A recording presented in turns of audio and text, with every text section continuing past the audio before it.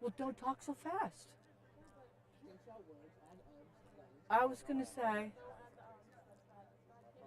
just look out and just think, nobody ever.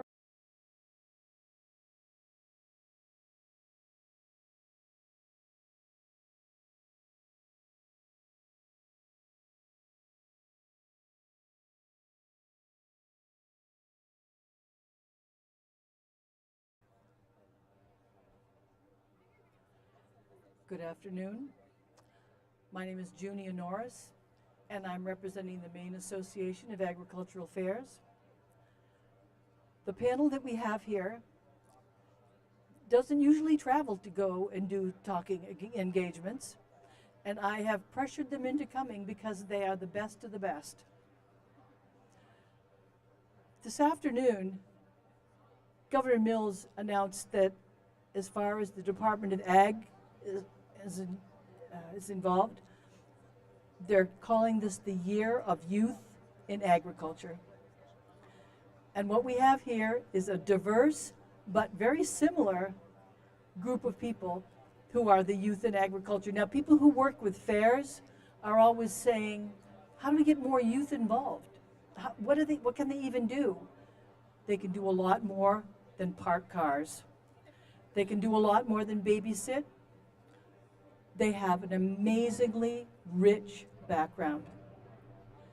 I'll introduce each one of these people, their name, the town that they live in, and I've asked them to speak for 12 minutes about their background. Just walk yourself through when you first started in agriculture, and at the very end, tell us where you see yourself going now.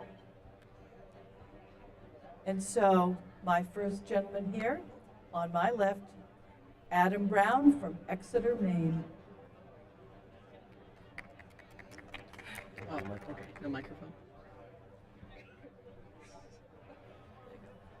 Howdy, folks. My name's Adam Brown. As she said, I'm from Exeter, Maine, right around Dexter, right around Bangor, right at center of everything. My entire life, I've grown up around the beef, the dairy, the sheep, a little bit of everything. You know, it's an experience, that's all I can say. You know, from the loss, the challenge, to the victories, to the setbacks, you know? In every way, it improves you, okay? Like, I started maybe when I was 7 years old, maybe younger. Like, my family's always had agriculture. When I started showing, it was probably the best thing that ever happened to me. I just felt like I belonged, you know? It felt like it just rolled off my tongue like the word "the," okay? And then over years, I just gained traction in other things. Like, sure, I grew up around dairy, but what is it like to show it, you know? Years later, I would go to dairy ESE, you know? Where he would go to, it's an awesome experience, you know? I met people I thought I would never meet. I had a great time. And I think last year, I got some really good food. Oh, the food might be one of the best parts. And then later, like after I got into dairy, I was just at this point where I was like, huh, you know what would be really cool? Katahdin and sheep. All right, these guys, they're my favorite. They're the hairiest little things. They're sheep. They're so happy. They're so hardy. They'd make your day with a smile. And I love it. I love looking at them. I love raising the animals. My first sheep I ever named was Shimmy.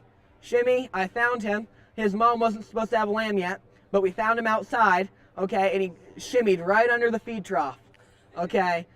So for a minute, I'm chasing him around. Where'd he go? Where'd he go? I look under, just right under the trough. So I grab him, we bring him down to the barn, and that was our first sheep ever. He was my first market lamb too, which I guess is a little bit strange, but still, nonetheless, my first animal. And then later, I would just do more market animals. And then Bangor Fair, it had been out for years, but then it finally came back around. And it was just, it's in the Civic Center in Bangor. There's air conditioning. That's a new thing, right? I've never had that at a fair. And so it was the best experience ever, I'm telling you that much. I know I'm going to say best a lot, but it's the only way you can describe having animals in 4-H. And so every single time I tried something new, it made me want to do it even more, okay? And I've always wanted to interact, you know? Like, my best thing about today, with agriculture is I just walked around, I wandered, I talked, it felt great, okay? Sure, you had a couple free things, but who doesn't, all right? It's a great time. And so, and you're gonna realize through 4-H, through your family, like they, not only do they empower you, but they encourage you. Like sometimes I think to myself, where would I be without 4-H, you know? Like where would I be if I just didn't have the people that I have guide me along, right? And it's just that's what lifts you up when you're down. And so sometimes it calls for new experiences as well, even though you feel like, wow, this is the last bit. This is the final last bit of the road. And then there's another turn in the highway, okay? And then sometimes that turn, it brings you down a really bumpy road, you're right? Bumpy road, no one likes that. But it brings you right back to the right one, okay? And then it's just, there's so much to say, and it's so hard to do it all in 12 minutes, but I can try my best here. What are the tales? I have so many. I have my first dairy animal. Her name was Stable, okay? She was quite stable, I hope. I did my very best with her to train her to stop when she heard the word halt, okay? I know it's a little bit weird, but I found it pretty funny. And then I think my first Katahdin sheep that I got from my grandparents right there, I named her Reindeer, okay? It was an amazing time with her, and it was a great time. It was at Bangor Fair before it was at the Civic Center. It was awesome. And then, what can I say? You're going to incorporate agriculture in every way you want to. Like, there's a fine line between saying it too much and saying it just amount. And that just amount is almost every other thing, all right? Like, in class, I'm being like, wow, how does this relate to what I do in life? In school, I'm like, you know what that reminds me of? Shimmy, all right? And I'm just always thinking to myself, what else can I relate to it?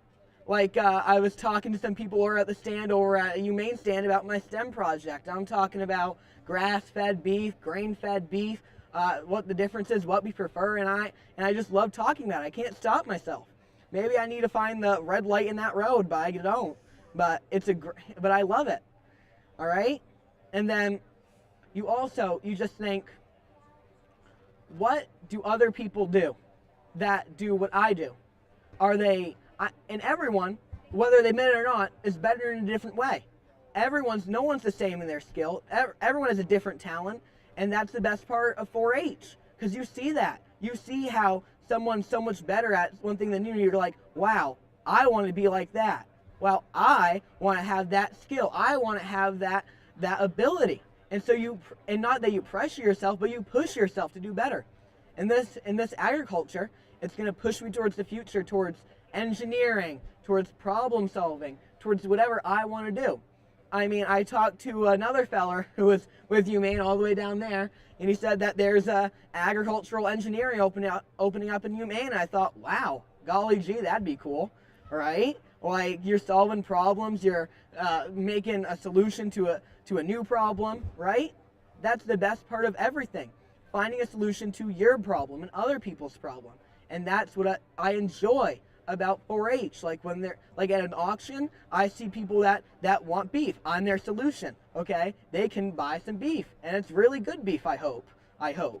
And it's so nice to think about what you could be doing to another person when they buy that, maybe that Holstein over there that wants to get, that they need to milk to make their cheese, you know, or that goat right there. I don't have goats, but maybe, like that goat that's calming, you know, that Katahdin that's going to give them a really happy night, or I don't know, a really happy day, good day, all right? Or there's the beef cow that, sure, you love them to death, but they'd make a really good burger. And so I may be backtracking and go over the same hills, the same slopes, and everything all over, but it's so easy to when everything just fits together like a good puzzle, because everything is good with 4-H, you know? It's helped guide me through so much stuff. Like, if I had to name every single person I've met through it all, it'd be hard to do.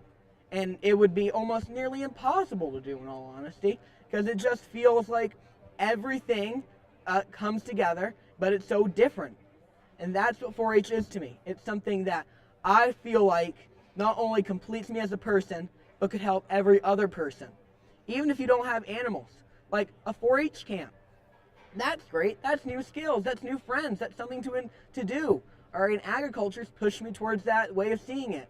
Sure, we have down days, but down days are just lower than average, you know? So that's all I have to say. And Where's the most exciting place you've ever been with your animals? oh, I've been to Massachusetts. I've been to, where have I been? We went to Ohio. Ohio was amazing. Okay, Ohio, it was really dusty at the time, but I guess that's how it is. And it was an amazing experience. I met some kids named Nate and William. Great people. Who else did I meet? Oh, I met some kid named Cooper. It was a great time. I don't regret it. And I encourage anyone with animals to go out of state for a big thing.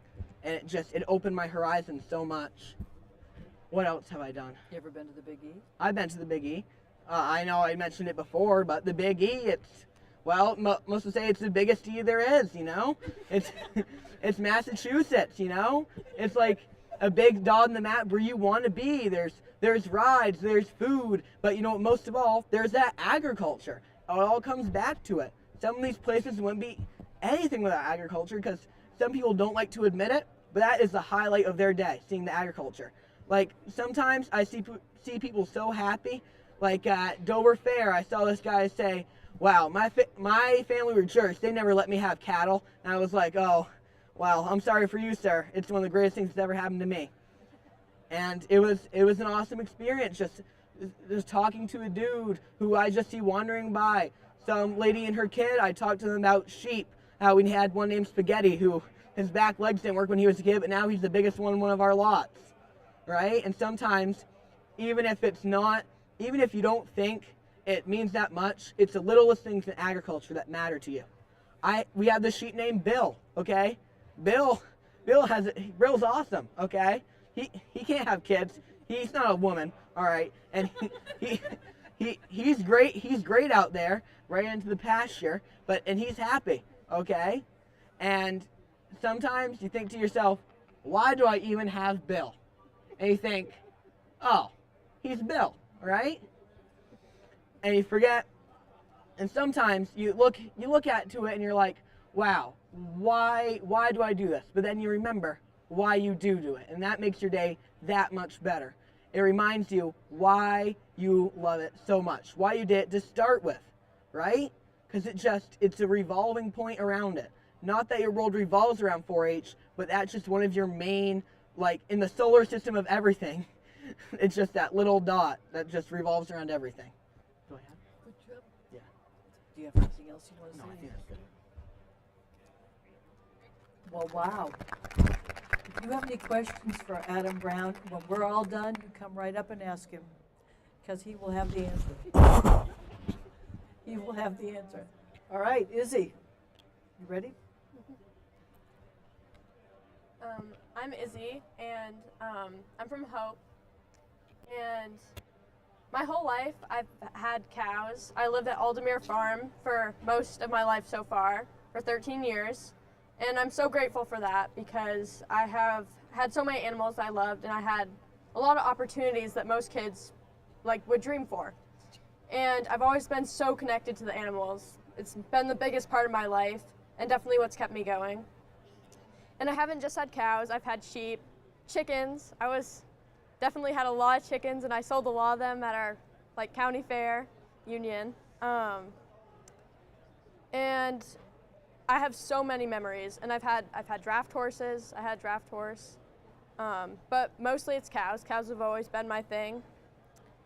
And I sold a lot of them at our county fair. So far, I had most of my life planned out.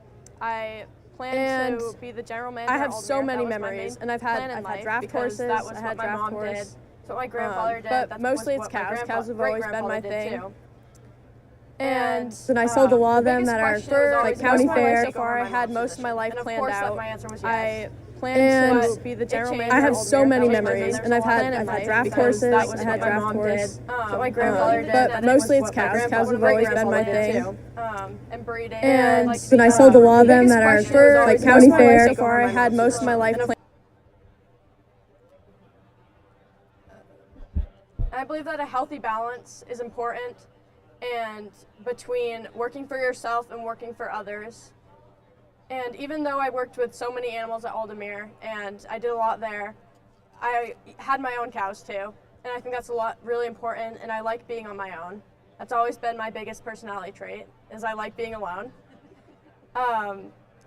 So we had, my family farm is Journey's End, and it's always been the way my family connected best.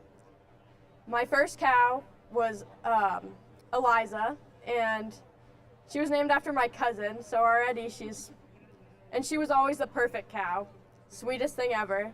And my first memory ever that I can remember is actually slick shearing her in the summer because it was just so hot one summer. And I did that with my dad. I was so young when it happened, but she was easily one of my favorite cows. After Eliza, I had Cara, which was my first heifer and my first strong connection, and when I realized how strong connections can be with animals. At Aldermere, all the 4-H'ers would have to lease a heifer from the farm, and I had many, many of them. I would care for them, I would bring them to the shows, I would feed most days too. And my first heifer was Finn-Dixie. If any of you have seen me showing her, that was, she was really crazy, definitely ran me over a few times, made me not give up, but she was also really pretty.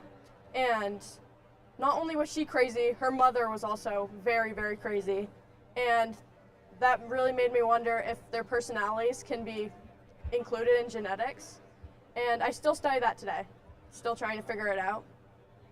And my last heifer at Aldermere was Heidi. She was the last calf out of Eliza when we put her down. And she was the most perfect animal ever, and definitely one that I will never forget. She was born in the fall, so she could be shown for 2 years. And that first year I had her, I fell in love with her, and she was just perfect. She was my best friend. I spent every day with her. And at the Union Fair in 2021, Heidi and I showed at the Union Fair, and where I won Grand Champion Belt to Galloway and Supreme Champion overall. This is definitely my biggest win in life, completely, and the best day of my life. And that happened on my dad's birthday, so that was perfect. I said it was his birthday present. It was pretty great. I'm really grateful I've been able to go to the North American International Livestock Exhibition twice, and I brought home Grand Champion Showman twice, so that was pretty great for me. And I learned so much down there. My first trip, I saw so many breeds I didn't even know existed, which was just insane to me, because I was pretty closeted as the belted Galloway girl. That's all I was. So I saw a lot of things there, and it really kickstarted my love for genetics, and I wanted to branch out a lot more. In my second trip, I met a lot of new people, like the Wagner family that lived in Iowa, and plenty more people around the country, and even the world. And it's nice to meet people from all around the world, especially as a Belty breeder, and see like where they're from. There are people down there from like Scotland. And I feel like one of my biggest things was steers. I've had 5. And I think it's really important, these 4-H auctions. You know that all these animals have had an amazing life, and it's good meat, and you're supporting the next generation of farmers, which is a great way to think about it. So, like, my first steer, Cookies and Creams, he was a white Galloway, which is one of the cutest things you could ever see. And that's probably why I bought him. I was 10. And he was my first really big responsibility as a farmer, and he taught me how to take care of my animals. He was also a stubborn one, but he got over that one. My second steer was Pistachio. I was going for whatever my favorite ice cream was at that point. And he taught me how to push through those really rough animals that need a little help because they're pretty stubborn. And my third steer was George Strait. This is when I ended with the ice cream. He was definitely my favorite, one of the sweetest animals ever. He got Grand Champion Belt to Galloway at Freiburg Fair, and he sold pretty high up, I think 15 out of 50. And he taught me it's okay to get attached for the sake of working together, but to know when to let go when you need to. The same year as George, I purchased my first Simmental steer, which was really exciting. I've always loved them. He was definitely a lot bigger than a Belty, probably double the size. His name was Crypto. He was a big baby. He loved to be cuddled. He was pretty great. And he sold Grand Champion at Union Fair in that year. After I moved last summer. And when we moved, I became very close friends with a farmer in Appleton named Cheryl Denz. She has a Terra Optima farm. It was my dream farm, and Cheryl is my biggest inspiration. She's who I want to be when I grow up, that's for sure. And she has any animal you can imagine. It's my favorite place in the entire world. And there was one animal that just stuck out to me, and that was this massive draft horse just sitting in the field. She was a chestnut mare, and I saw her and I was just so drawn to her. So when I got home, I did research for hours, so much research, and I found out she was a Suffolk Punch mare, which is one of the coolest things I've ever seen. It's one of the oldest and most rare. There's barely any left. There's 800 left, and so that's what she was. And I just knew there was something so special about her, and I needed to ride her. I needed to be with her. She was just a dream for me. And I rode her once, bareback, because that's just what I always liked, felt more connected. And a week later, I was at basketball practice, and my mom came up to me and said that Sky was pregnant, that Cheryl had called, which was amazing to me. And she was bred to a Suffolk Punch stallion. So it was just amazing because of how rare it is. So amazing. And it was a feeling I could not put into words. That's when I really studied so much after that, because it was just so important to me. And while she was pregnant, I bathed her every day. I walked her, gave her lots of treats. I just wanted her to be comfortable, because when the vet came and told me that the foal inside her was 300 pounds, that's gotta be painful. So anything she needed, and our bond only grew stronger and stronger from there. I knew she needed me, and I really needed her. It was a rough time. Unfortunately, Sky got really sick. She had colic-like symptoms, and they just kept getting worse. And I learned so much throughout it. Her abdominal wall ripped, and her placenta ripped. She had a lot of problems, and we lost her and the foal. And it was easily one of the biggest losses I've had. But I wish it never happened, but I'm grateful it did, because I learned so much. And more than I could ever imagined, honestly. And I came out with so much more understanding of animals and how their bodies work and how to help them, make them comfortable, how to help an animal when they're hurt and you need to help them.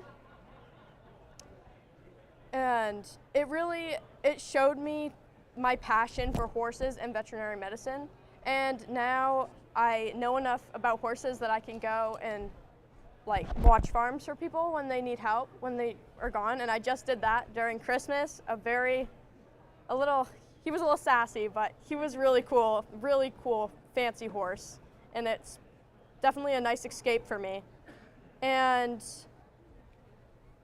yes, I miss her, but I learned so much. And I met so many new people, including 2 vets who honestly have taught me so much, and I'm excited to work with them soon. This year I had 2 pretty cool heifers, both belted Galloways. Lily was one of them. I bought her. So I bought her and I trained her, and she was pretty crazy when I got her, so it was quite the job.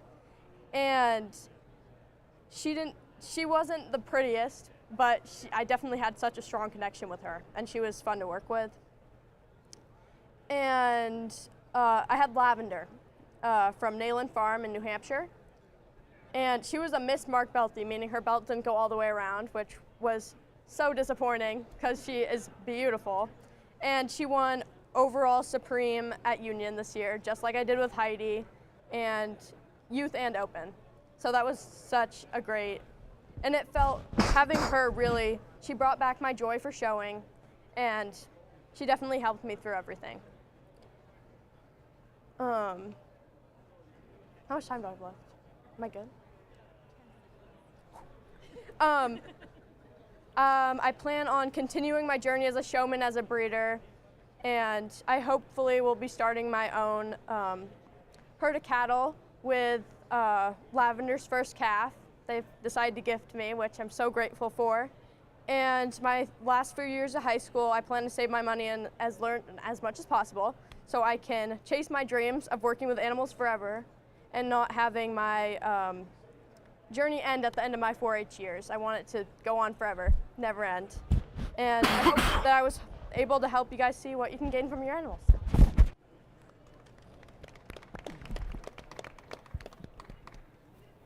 Thank you very much, Izzy.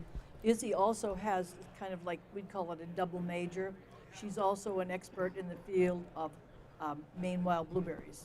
Oh, I didn't talk about that. She has a direct link to that family that lives in Hope, Broda's Blueberries, and if you wanted to talk to her about blueberries or all these animals that she has raised, please come up at the end. It's pretty exciting. My next person on the panel here is Jason Bagley. Jason. Rude at Jason. Sorry. Jason has been very busy the last few weeks. He is a very outstanding Maine wrestler. And so I had to beg for him to please take some time off, sit down, and tell us about your background in livestock and animal life. So here you go, Jason.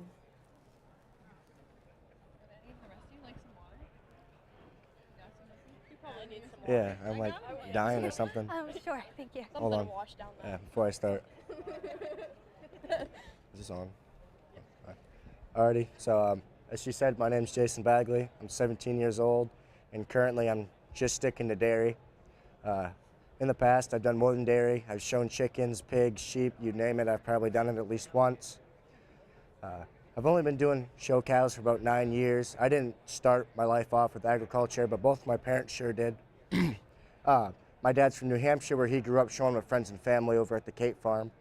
He traveled the country with a pretty high standard herd of milk and shorthorn cattle. And my mom, her grandparents had a commercial dairy farm, but they sold out before I was born. So around the age of 8 years old, me and my parents took a trip down.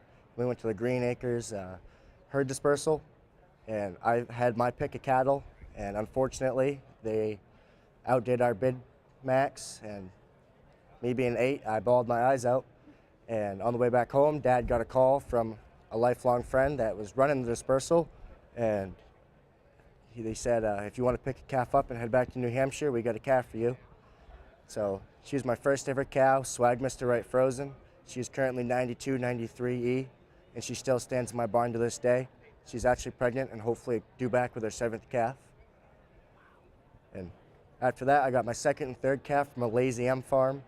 We had my 2nd calf, Lazy M Jacuzzi, meet me down at the New York Carousel, where we had an last year show, and she took a long trip all the way up from Wisconsin. And then the other one we went down to GMC farm to pick up, where I was also surprised with my 4th ever cow.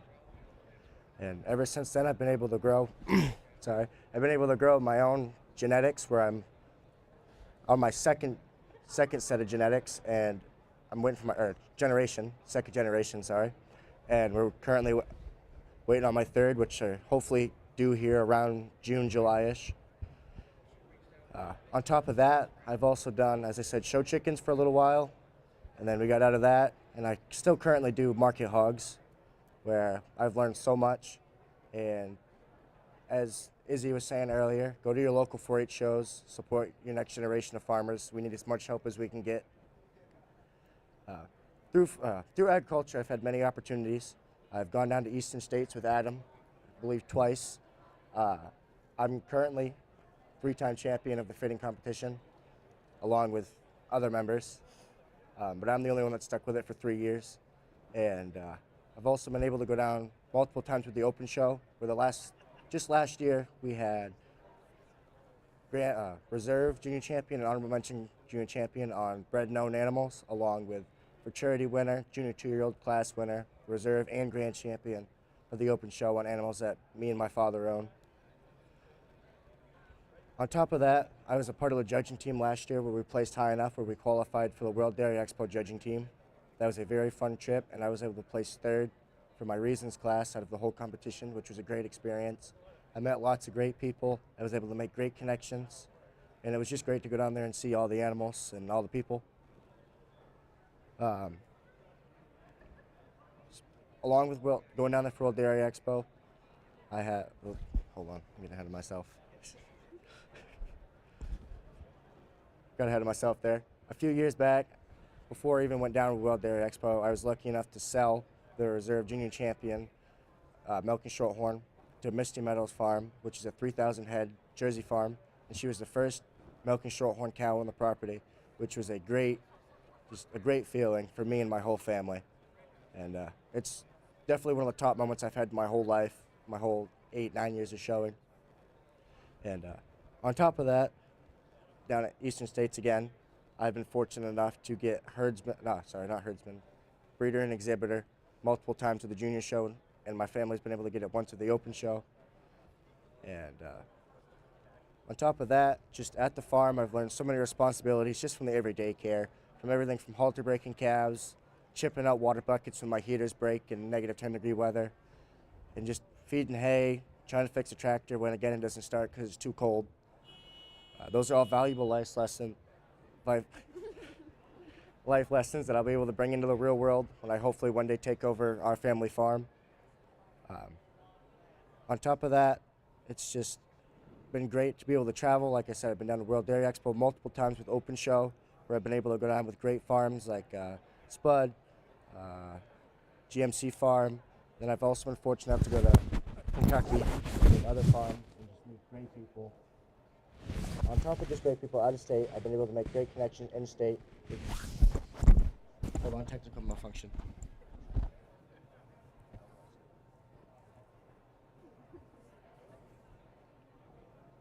Good? All right, we're all squared away. My connections in state have been great. I've been able to show with people from Conan Acres, Pineland Farms, Steve Briggs, Jim Strout, just all sorts of big names in the state, in and out. And they've also helped me build connections with people from Australia, Canada, the United States. And I've actually met one person from England, but I'm hoping to get that number up, and I'm hoping to get a cow from there or a cow to there, one or the other. On top of my connections, it's just great for morale, as Adam over there was talking about. I've never been happier than walking out in the barn in the morning, finding a brand new heifer calf on the ground, knowing I'm going to have another 8 to 12 years of just great show experiences with her. And it's great to be able to go out and educate the public at the fairs, because sometimes it's just, you can realize the school system doesn't teach enough. Because if I had a nickel for every time I asked if my milk and shorthorn gave me chocolate milk, I'd be a very rich man. On top of educating the public, it's just great to be able to go out and just make people's day. Like, I've had multiple people go up and ask if they could pet my cows because they've never touched one, they've never seen one. And it's just great to be able to give them that experience that they're going to be able to share with their family members and friends for years to come. And on top of that, it's just great to be able to go out and make all sorts of friends at the fairs. Like, I've got a tight-knit group of people that in and out of school, at the fairs, out of the fairs, we're always there for each other. And without 4-H, I never would have made those connections, and it never would have been that deep of a bond, because cows just not that way of doing that. And outside of that, it's just been able to teach me so much more than school has. I know this can be a very controversial topic, but school and agriculture do not overlap one bit. Just in school, I've learned basic things like math, English, which is all stuff I grew up knowing. I've been balancing checkbooks since I was 8 years old. Like, that stuff I'm not going to learn in school until the second semester of my senior year. And I've just been able, like, and it doesn't teach me real world examples like how to, oh geez, forgetting how to speak. Sorry. On top of that, yeah, I think, hold on. I caught it this time. On top of that, agriculture's just taught me how to make real world connections, work on equipment, you know, just how to live a good life. Like, I've learned more stuff in my 8 years of doing this than most people will learn until they're outside of college. And I've been able to avoid many mistakes, financial, just all that type of stuff that I don't have to experience when I'm out of the house. My parents aren't there to save me. I've been fortunate enough to learn all that at a very young age and be prepared for the outside world. And outside of that, 4-H has just changed my life in many ways. You know, lots of great memories, lots of great friends. How much time do I have left? 3 more minutes. All right, June, what should I talk about? I'm kind of out of material here. Well, you talked about some of the challenges you've had. What was the biggest success that you felt? I mean, you may have already mentioned it, but something that you're just really proud of that you figure that. All right, so she wants me to talk about my greatest success. So that would definitely be last year at Eastern States when we did a pretty good sweep with the Milk and Shorthorns at the Open Show. Like I said, bred and owned heifers. They were actually half sisters that got reserve junior champion, honorable mention junior champion. And then on my junior 2-year-old calf, which is also homebred, I was able to win the junior 2 class, the futurity class, and receive reserve grand champion with her. And then my dad, with his Breeze cow, he was able to win grand champion, and that's just one of my proudest moments I've had with my family. And Super, that's good. I'm out of material. Good job. All right, perfect. She saved me. The first time I met Jason Begley was at the Bangor Fair before it moved to the Civic Center. He was nowhere near as tall as he is right now, but he was full of zip. And he was so excited to talk about his cows and where he'd been the weekend before. And I thought, cows? Wow, that's pretty cool. You're kind of young for all this excitement. Well, he's fulfilled all the excitement and more. So it's my pleasure to have him here, squeeze him in between wrestling meets. The fourth person on our panel, her name is Jillian McLaughlin.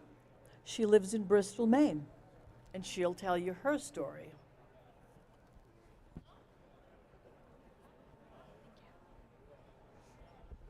Hello, everybody. My name is Jillian McLaughlin, and I'm a current senior at Lincoln Academy in Newcastle, Maine. My journey in agriculture began the moment I was born. I grew up in a small town in southern Illinois where my family owns Michael's Family Farm. My family's roots in agriculture run deep in the soil of Carlinville, Illinois, where we have been producing various agricultural goods, including corn, soybeans, and beef cattle, for over 70 years. As a little girl, you could always find me somewhere on our 160 acres. Whether I was taking a ride in the combine with my dad during the harvest season, planting vegetables in the garden with my grandma, picking apples from our small family-owned orchard, or collecting eggs from the chicken coop, you can bet that I was somewhere on the farm. As I grew up, I began to explore other hobbies which began taking time away from my work on the farm. However, this didn't dampen my passion. In 2020, I moved from Carlinville, Illinois to Staunton, Illinois, where I was enrolled at Staunton Public Schools. Here, I had the opportunity to take my very first agricultural education class. After a few weeks of learning the best soil composition for growing sweet corn, how to test for California mastitis and dairy products, and so much more, my amazing teacher, Mr. Davin, invited me to stay after school and attend one of the Staunton FFA chapter meetings. I contemplated attending the meeting for the rest of the school day, but something inside me told me to go, and so I did. Later that night, I had the opportunity to meet with the members of the Staunton FFA chapter and officially make some friends at my new school. Not only did attending this meeting ignite my passion for agriculture even more, but it provided me with a sense of comfort as I had finally felt like I belonged at Staunton schools. Fast forward to the beginning of my high school career. I was serving as the Staunton FFA chapter secretary. I had started a booming small business surrounding wildlife management as my supervised agricultural experience, and was competing in every competition that the Illinois FFA had to offer. Before school practices, after school meetings, and even my study halls eventually became consumed with FFA activities. Here, I met some of my best friends, made countless memories, and developed a true passion for agriculture. As my involvement in the FFA began to grow, so did my leadership skills. I was learning from the upperclassmen how to collaborate with my peers, speak confidently in front of large groups of people, and how to truly be a leader. That year, I can vividly remember attending the National FFA Convention and Expo for the very first time. Walking into Lucas Oil Stadium in downtown Indianapolis, Indiana, surrounded by 90,000 other students from across the country, all wearing the same blue corduroy jacket as me, stopped me dead in my tracks. I was in awe of how many other people were out in the world that had the same passion for agriculture that I did. As I looked around at the sea of blue all around me, I felt like I had found my home. However, despite these fantastic memories, my happiness in the FFA organization began to decline during my sophomore year. I was the newly elected Staunton FFA chapter reporter. Everything was going great until the Illinois FFA Section 15 job interview competition. This was the moment that I had been training for alongside my two advisors, Mr. Davin and Mrs. McCullough. And in first place, advancing on to the district competition is Jillian McLaughlin. I was ecstatic. I jumped up from my seat and walked to the front of the room to collect my blue ribbon. As my advisors took my picture to post on the various chapter social media pages, I felt as if I was on top of the world. However, that feeling unfortunately didn't last. I would later be pulled aside not just by a member of my chapter, but by my chapter president. She would go on to tell me that I should drop out of the competition as it was her senior year, and I owed it to her as our chapter president to drop out and allow her to advance on. I was completely stunned to hear someone who I looked up to so much tell me that I should drop out of the competition that I had worked so hard to win. Ultimately, I decided to stand my ground and compete at the next level of competition, only to receive more negative feedback from my chapter president. Eventually, this became a horrible cycle until eventually I didn't know what to do. My passion for the organization was draining and I began to feel the walls closing in. I was desperate for a way out, and in the summer of 2023, I had found it. In August of 2023, I took a risk and moved from my small rural farming community in southern Illinois to mid-coast Maine. Leaving my hometown in the tightly knit community of Staunton was beyond difficult. Suddenly, I found myself in a foreign place full of new people, customs, and very different agricultural landscape. I started my junior year at Lincoln Academy, where I found it challenging to acclimate to my new environment. Not only was I now living in a new place without my friends or family, but I had lost the FFA organization. After a few months of school, I began to adjust to my surroundings. I began making new friends, catching up in my classes, and even joined a few clubs. However, there was still something missing for me: FFA. So I began to ask fellow students if they would be interested in joining FFA should Lincoln Academy begin to offer it.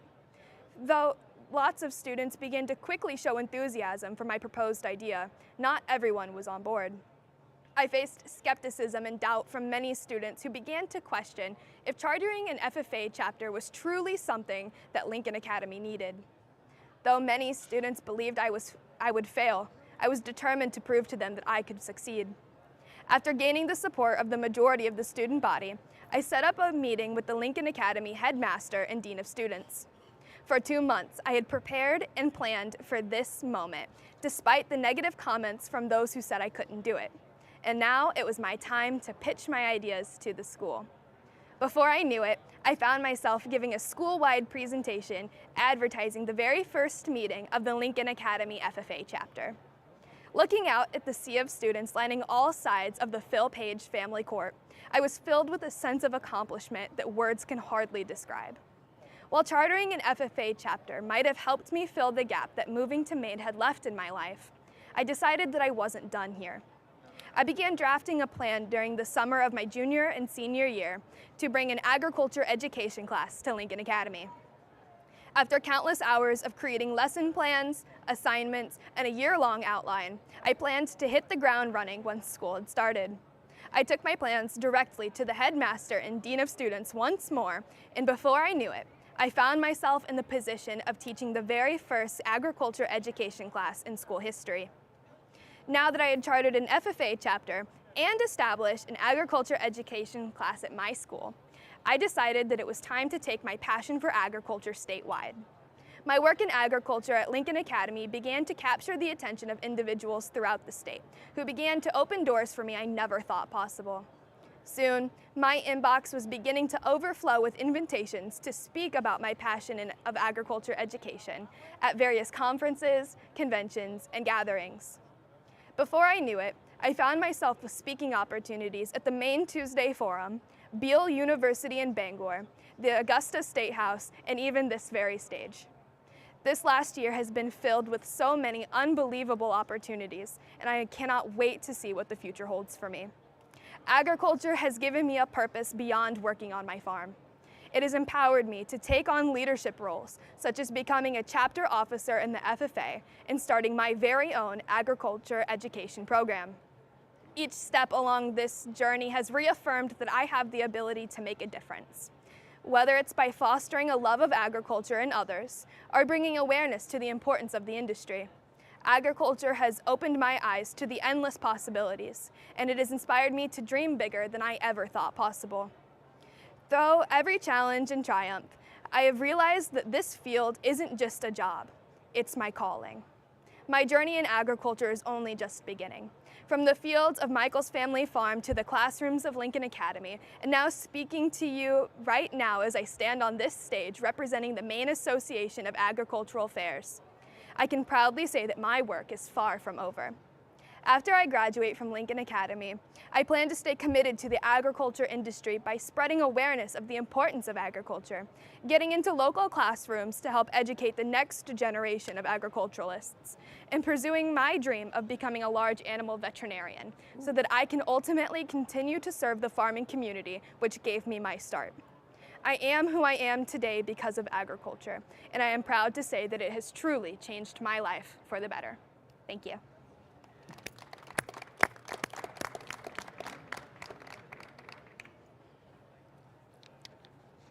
Thank you so much for coming to listen to these young people, and also remember they will answer questions. But I want to leave you with a mission. You heard it mentioned earlier that absenteeism from school for agriculture activities is frowned on. I say this as a retired teacher. I've seen people leave to go to Disney for a week. I've seen people leave because they were just kind of done with it. But I've never seen as much pushback from schools as they push back against agriculture. So I say to you, by the way, they consider it truancy. They consider it truancy. And speaking with one of the people on the panel here, they talked about inviting a teacher who had been particularly negative to come and see what I do. No, I don't go on the rides. The teacher came at 8:30 in the morning, and this student said, "Where were you? I've been here for 4 hours." And so I say to you, you've seen the passion, you've seen the commitment, you've heard the knowledge. I'm charging you to help the school boards in your community see the value in agriculture as we prepare for the future of food in this country. Thanks for coming.